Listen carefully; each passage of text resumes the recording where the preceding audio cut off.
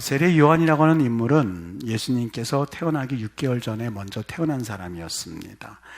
순전히 예수를 위해서 먼저 와서 준비했던 그러한 역할을 했었던 사람입니다.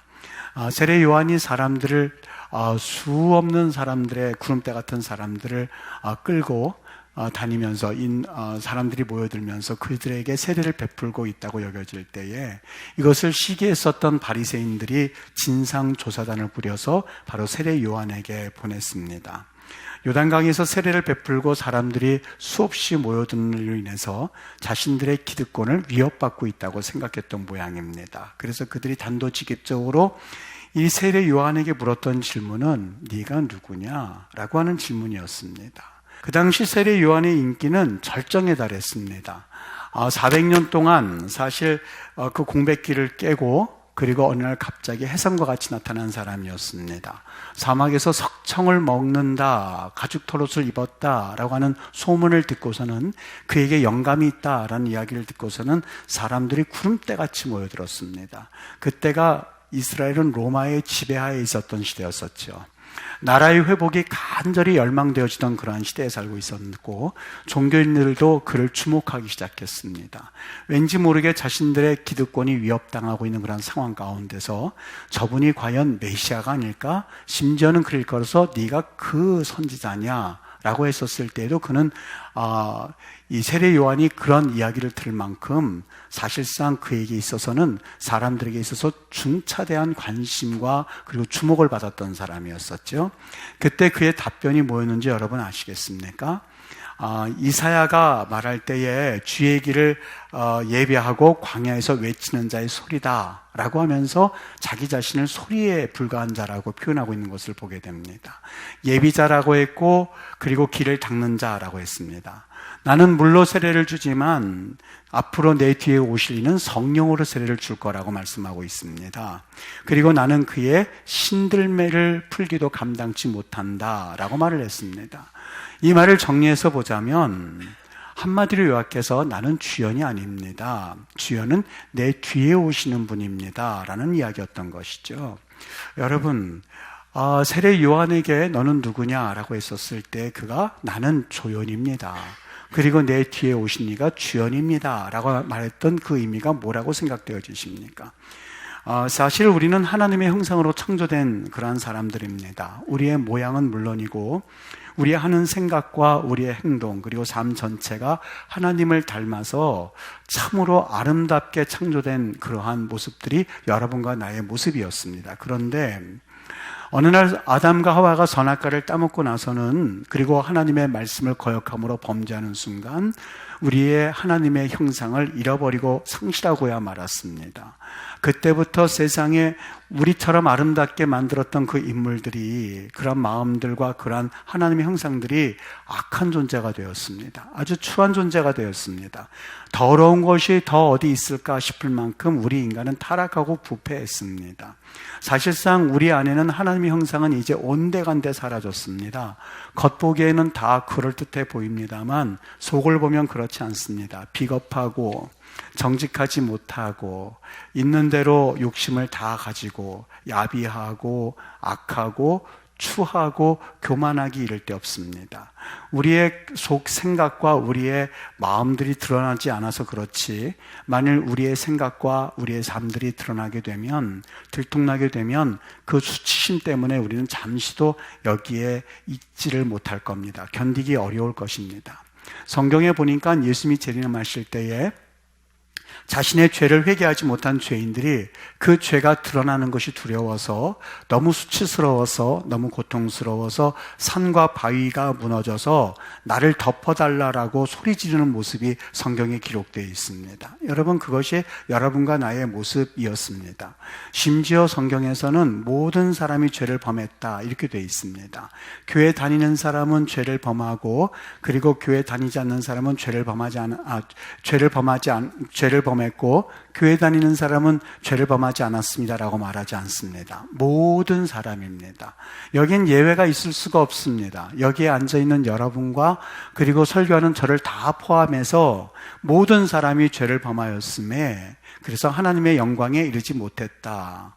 의인은 없나니 하나도 없다라는 말씀을 성경에서 말씀하셨습니다. 그런데 오늘 이 대목을 보면서 이 말씀이 생각났던 것은 세례 요한이 역시 똑같은 죄인임에도 불구하고 많은 사람들이 주목하면서 네가 누구냐 했을 때에 일반적인 우리의 습성은 이렇게 말하는 것이 맞습니다. 저는 메시아라고 그렇게 말하지는 않겠습니다만 여러분 상상에 맡기겠습니다. 뭐 이렇게 말할 수도 있습니다. 저는 지금 이렇게 여러분들이 로마에서 해방되기를 바라면서 지도자를 찾고 있는데 제가 지도자라고 말하진 않겠습니다. 그러나 여러분 상상에 맡기겠습니다. 이렇게 말하면서 어물쩍 넘어갈 수도 있었습니다. 왜냐하면 우리에게는 교만이 있기 때문에 그렇습니다. 만일 그가 그렇게 한마디로 말했다면 이스라엘 백성을 등에 업고 충분히 하나님께 얼마나 크게 쓰임받고 있는가 하는 것을 부각하면서 사실상 자기들에게 왔었던 종교 조사단에게 그들을 대적할 수도 있었고 또 충분히 그럴 만한 능력도 그에게는 있었습니다. 그런데 그는 그렇게 하지 않았습니다. 세상적으로 볼 때 그만큼 영향력이 있었던 사람이 또 있었을까 할 만큼 그런 참 영향력이 있었습니다. 사람들이 몰려들고 그리고 사람들이 그를 환호하고 있었을 때에 그가 한마디만 어떻게 말하느냐에 따라서 사실상 그의 위치는 전혀 달라질 수도 있었거든요. 그랬던 그가 했었던 말은 다른 데 있지 않습니다. 나는 광야에서 외치는 소리에 불과합니다. 그리고 내 뒤에 오시는 그리스도 앞에서 그분의 신발끈을 풀기도 감당하지 못할 겁니다. 라고 말하지 않습니까? 신발끈을 푸는 일은 주인이 바깥에서 돌아오실 때에 집의 하인들이 하는 일이었습니다. 그 중에서도 가장 서열이 낮은 하인이 하는 일이 주인의 신발끈을 푸는 일이었습니다. 세례 요한이 자기 자신을 그렇게 표현하고 있습니다. 많은 사람들이 열광하고 있고 수많은 사람들이 그를 주목하고 있을 때에 예수님을 바라보면서 보라 하나님의 어린 양이로다 라고 말할 뿐만이 아니라 나는 저분의 신발끈을 풀기도 감당하지 못할 만큼 나는 낮은 자입니다 라고 이야기를 하고 있는 것이죠. 도대체 그가 왜 그랬을까? 여러분 왜 그랬다고 생각이 되어지십니까? 그것은 오직 한 가지입니다. 그에게는 예수 그리스도 생명이 있었기 때문에 그렇습니다. 네가 누구냐라는 그 말에 이어서 3장에 가서 보면 그는 사람들 앞에서 이렇게 말합니다. 예수님은 흥하여야 하겠고 나는 쇠하여야 하리라. 여러분 이 말은 예수님은 흥하게 될 것이고 나는 쇠하게 될 것입니다 라는 말이 아닙니다. 이 말을 영어 성경에서는 must란 말을 써서 번역하고 있는 것을 보게 됩니다.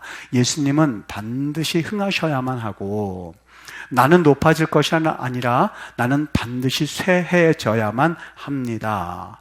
예수님께서는 더더욱 더 위대해지셔야만 하고 나는 온데간데 사라질 뿐이어야만 합니다. 그렇게 되었으면 좋겠다라는 차원을 넘어서서 여기에는 반드시 must의 의미가 있었던 것이죠.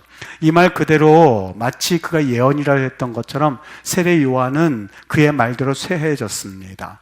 헤롯 왕의 의붓딸 살로메가 춤을 추자 나라의 절반이라도 주겠다는 약속을 했었던 헤롯은 그 살로메가 어머니의 명을 쫓아서 목을 달라 세례 요한의 목을 달라 하는 요청에 못 이겨서 세례 요한을 처형함으로써 사실상 세례 요한은 순교의 길을 걸었던 선지자였습니다.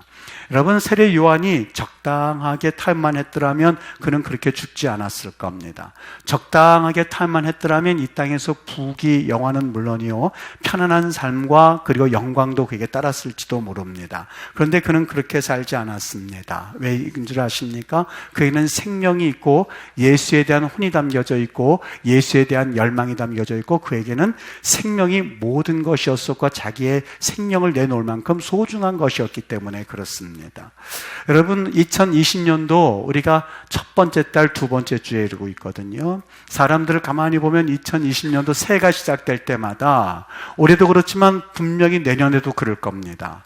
사람들은 항상 누구나 할 것 없이 올 한 해는 복 좀 주세요, 복 좀 주세요, 그렇게 기도를 합니다. 그리고 그 복을 위해서 무슨 기도라도 다 할 수 있을 만큼 열망을 가지고 복을 구합니다. 그런데 복에는 가만히 보면 큰 복이 있고 작은 복이 있습니다. 큰 복과 작은 복이 분명히 있음에도 불구하고 안타까운 것이 있다면 사람들은 큰 복을 작은 복으로 여기고 있고, 그리고 작은 복을 큰 복으로 여기고 살아가고 있다는 사실이 얼마나 안타까운지 모릅니다.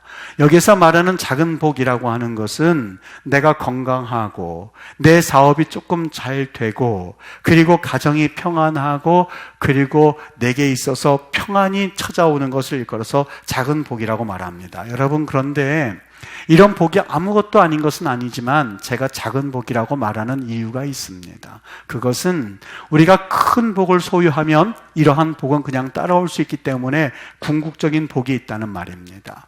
제가 말하는 큰 복이라고 하는 것은, 최고의 복이라고 하는 것은 사람이 태어나서 오직 한 길, 옳다고 여겨지는 오직 한 길을 위해서 나는 살아도 좋습니다, 죽어도 좋습니다 라고 하는 말할 수 있는 그 대상을 만나는 일, 그것이야말로 큰 복입니다. 다른 것 아닙니다. 바로 예수 그리스도, 우리 하나님 되십니다.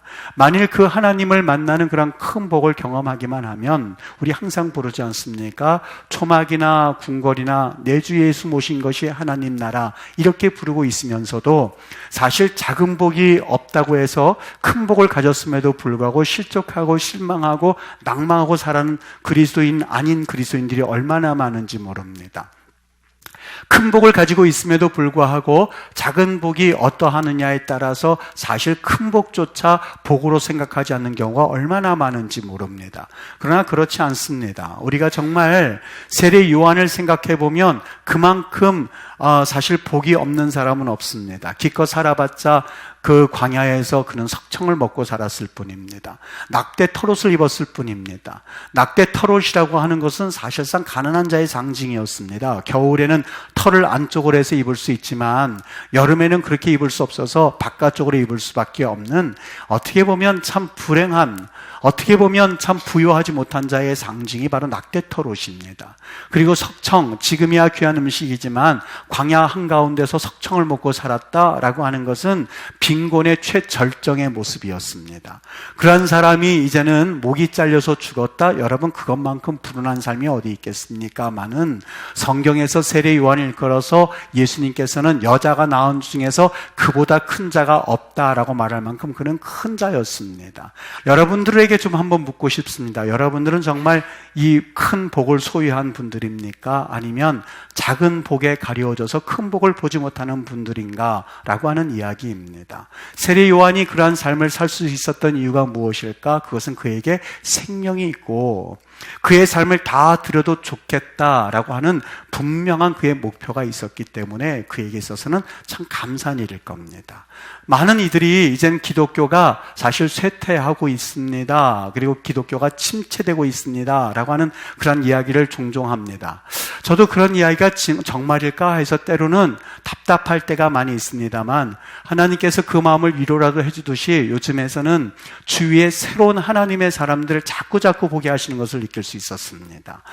침체되어지고 그리고 이제는 과연 한국 기독교에 희망이 없나라고 할 때쯤에 사실 눈에 보이는 그런 복은 가지고 있지는 않지만 어마어마한 하나님의 일들을 감당하고자 마치 자동차가 그 경주장 앞에서 부릉부릉 하는 것처럼 명령만 하시옵소서 하나님 저희가 뛰어나가겠습니다 하는 젊은이들과 그런 사람들을 얼마나 자주 보게 하는지 가슴이 벅찹니다.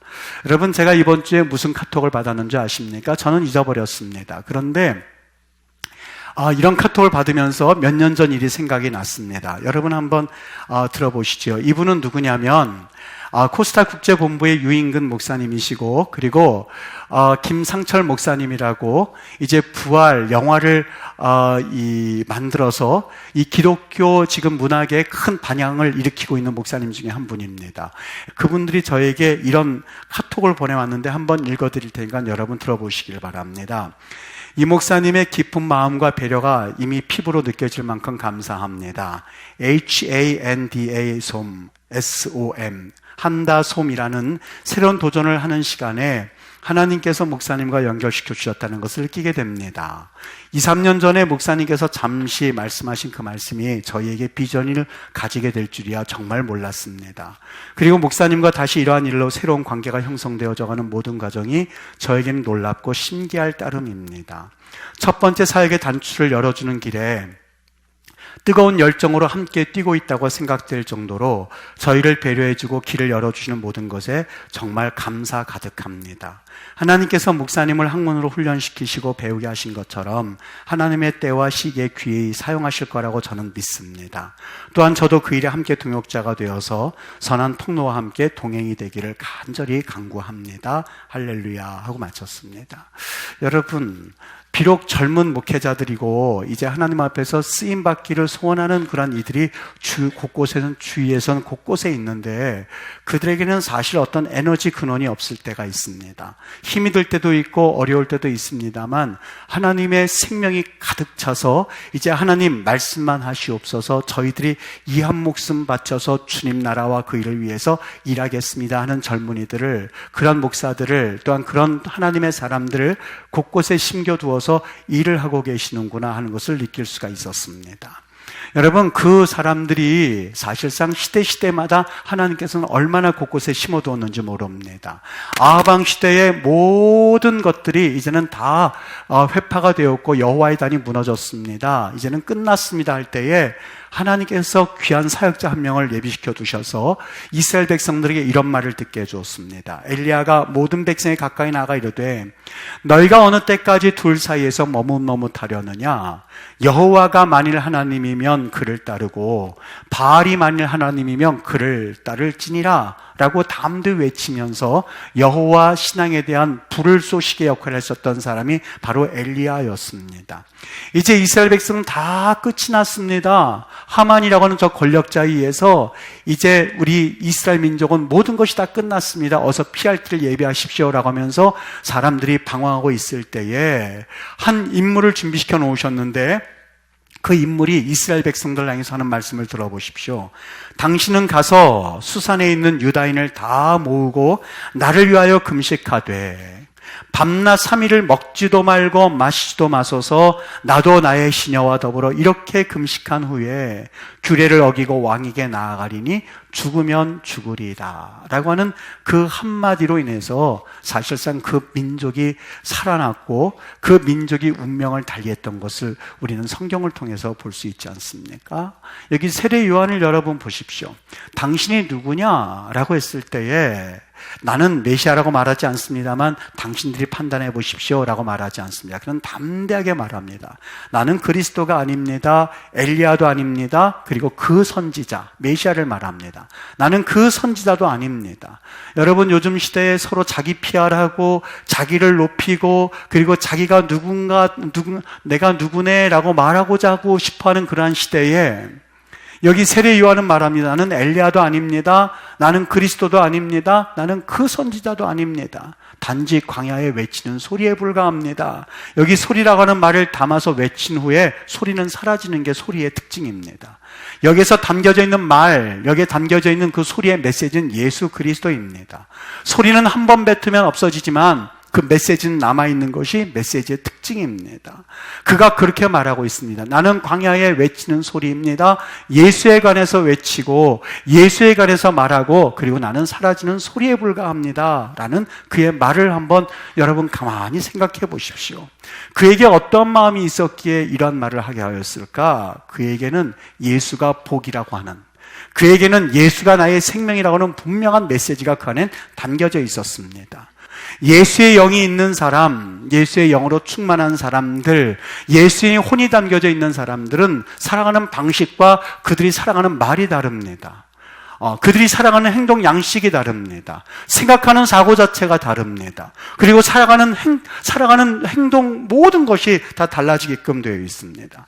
저는 한 주간 동안에 이 세례 요한의 말씀을 잠시 묵상해 보면서 여러분들에게 우리 하나님께서 강력하게 도전하고 싶어 하시는구나 하는 것을 느꼈습니다. 여러분, 왜 살아가십니까?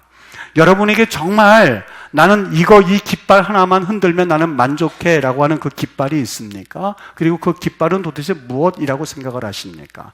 많은 사람들이 수천 년 동안 그저 나 하나 살기 위하여서, 내가 직장 다니는 이유, 그리고 내가 공부하는 이유, 내가 출세하고자 하는 이유가 오직 나 하나 좀 한번 살아보겠다고 모든 수천 년 동안 사람들이 살아왔습니다. 여러분, 그러한 길을 계속해서 걸어오는 그러한 역사 가운데서 그 중에 원어브댐, 그 중에 한 사람이 되시겠습니까? 아니면 역사를 거슬러서 생명이 있어서 정말 나는 광야에 외치는 소리입니다. 나는 소리에 불과합니다. 나에게는 진정한 메시지가 있는데 그분은 바로 예수 그리스도입니다. 라고 하는 그런 흔들 깃발을 가지고 살아가는 분들입니까? 라고 하는 것을 성경에서 강력하게 도전한다는 사실입니다. 여러분, 정말 주를 위해서 봉사한다고 생각하십니까? 아니요, 그렇지 않습니다. 제가 누누이 말씀을 드리지만 우리 하나님은 거지 하나님이 절대 아니라고 하는 사실을, 누구가 없어서 일을 하지 못하고 누가 있기 때문에 일을 하고가 아닙니다. 내가 주를 위해서 일한다니요, 그런 말이 어디 있겠습니까?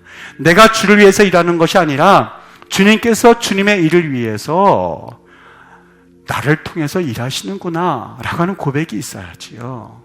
그리고 그 열매가 열려졌을 때 내가 기도해서 내가 주의 일을 해서 열매가 열려진 것처럼 착각하지 않을 수 있는 유일한 방법이 있다면, 내가 주의 일을 하기 위함이 아니라 주님께서 일하시는데 나를 통하여서 주님의 일을 감당하시기에 내가 쓰임받는 것에 감사하고, 나를 써주신 것에 흥분하고, 나를 써주셨다는 사실에 감격할 수 있는 것, 이것이 바로 하나님의 사람들의 살아가는 방법과 이유가 되지요.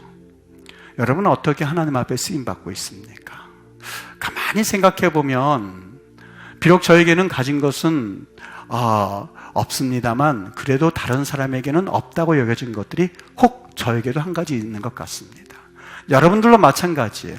다른 사람에게는 없다고 여겨진 것들을 한 가지씩은 가지고 계실 겁니다. 하나님께서 만일 우리에게 그 헌신을 요구하실 때에 여러분, 정말 세례 요한이 나는 소리에 불과합니다, 그리고 그의 목을 내놓았던 것처럼 여러분들은 과연 그것을 내놓을 자신이 있으십니까? 이것은 심각한 주님의 도전입니다. 누구에게나 주시는 하나님의 도전입니다. 듣기를 원하시는 도전입니다. 한 주간 동안에 이 말씀을 묵상하면서 얼마나 행복했는지 모릅니다. 말씀 피리를 불어도 춤추지 않는 이 시대에 살아가고 있습니다. 말씀을 들어도 저 말씀은 나와는 상관이 없어, 저 말씀은 나에게 아무런 감동도 없어, 그리고 내가 살아가는 모습과 내 방법은 그저 내가 편하기 때문에 나는 아무런 감각이 없어 라고 하는 그러한 시대에 우리가 살아가고 있거든요. 이 말씀이 여러분에게 어떻게 들려지십니까? 어떤 분들은 이 말씀을 듣고 저 말씀은 내가 들어야 될 말씀이야, 나 하나님 앞에서 살아가는 방법과 살아가는 태도를 달리할 거야 라고 하면서 새로운 인생을 살아가는 사람들도 있을 것입니다. 그러나 그냥 예배 한 번 또 드렸어, 그 말씀을 들었어 라고 지나가는 영혼도 있을 겁니다. 여러분, 인생은 선택입니다. 하나님께 분명하게 헌신하고 쓰임받을 수 있는 삶으로 들어가는 삶, 내가 살아도 주를 위해서 살고 죽어도 주를 위해서 죽겠다고 그렇게 고백했었던 사도 바울의 고백이 생각나는 이때에 여러분, 우리의 살아가는 목적과 이유는 오직 한 가지여야만 합니다. 혼이 없는 노래, 혼이 없는 그림은 사실상 세상 사람들을 밟혀서 그래서 그냥 없어질 뿐입니다. 그러나 혼이 있는 노래와 혼이 있는 그림은, 내가 1000개의 목숨이 있다 한다 할지라도 그 1000개의 목숨을 조선 땅에 바치겠습니다 라고 고백했던 이 땅을 향한 선교사의 고백은 그 무덤을 보고 묘비를 보는 이들마다 감동을 주어서 또 한 번 헌신하게 하고 또 헌신하게 하고 또 헌신하게 하고, 여러분, 그 무덤을 본 사람들이 과연 몇 명이나 된다고 생각하십니까? 아마 수도 없이 많을 거예요. 그 중에서 하나님 앞에 그 마음을 감동받은 사람들이 헌신하고 헌신했을 때에 저는 그 기도가 충분히 응답되었고 앞으로도 응답될 줄 믿습니다. 주님 앞에 여러분 결단했으면 좋겠습니다. 그냥 매일같이 답습하는, 마치 다람쥐가 쳇바퀴를 돌듯이 그냥 그런 생활을 우리는 살아갈 수 있도록 만들어진 존재가 아닙니다. 너무 소중하게 하나님께서 우리를 십자가에서 피를 흘려서 죽기까지 사랑하셔서 만들어진 존재입니다. 눈에 보이는 그 복을, 그것을 바라보면서 살라고 그냥 주신 그런 인생이 아닐 겁니다. 하나님 앞에 이 말씀이 여러분의 심령을, 그리고 여러분의 영혼을 다시 한번 적셔주셔서 주님 앞에 새롭게 살아갈 수 있는 은혜의 사람들, 성령의 사람들, 하나님 앞에 쓰임받는 거룩한 믿음의 사람들, 무엇보다 예수의 생명을 담아가지고 살아가는 귀한 백성들 되시기를 예수님의 이름으로 축복합니다.